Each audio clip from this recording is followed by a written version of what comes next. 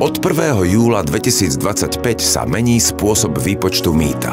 Prichádza nový faktor – výpočet mýta na základe emisí CO2. Táto povinnosť vyplýva Slovenskej republike z nariadenia Európskej únie. Vozidlá registrované v elektronickom mýtnom systéme budú automaticky zaradené do základnej emisnej triedy CO2-1.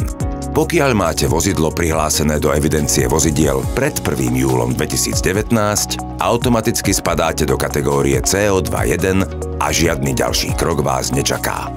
Pri vozidlách s dátumom prvého prihlásenia do evidencie vozidiel od 1. júla 2019 si môžete overiť v dokumentoch výrobcu a vo vyhľadávači emisnej triedy CO2 na stránke www.emito.sk/vyhľadávač-CO2, či máte nárok na zaradenie do vyššej emisnej triedy CO2 s nižšími poplatkami. Ak máte vozidlo prihlásené do evidencie od 1. júla 2019, musíte si pripraviť osvedčenie o evidencii vozidla, dokument CIF, prípadne dokument COC, ktorý poskytujú výrobcovia vozidiel od roku 2022. V týchto dokumentoch vyhľadajte tieto tri hodnoty.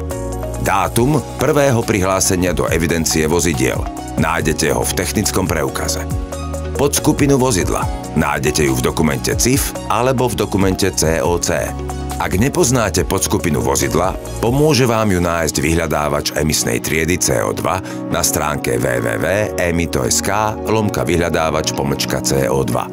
Hodnotu špecifických emisí CO2, ktoré nájdete tiež v dokumente CIF, prípadne v dokumente COC.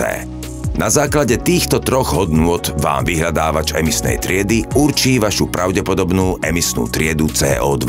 Ak vyhľadávač indikoval emisnú triedu vyššiu ako základnú triedu 1, môžete požiadať o zaradenie do vyššej emisnej triedy CO2 s nižšími poplatkami v zákazníckej zóne portálu emito.sk, e-mailom alebo prostredníctvom pošty.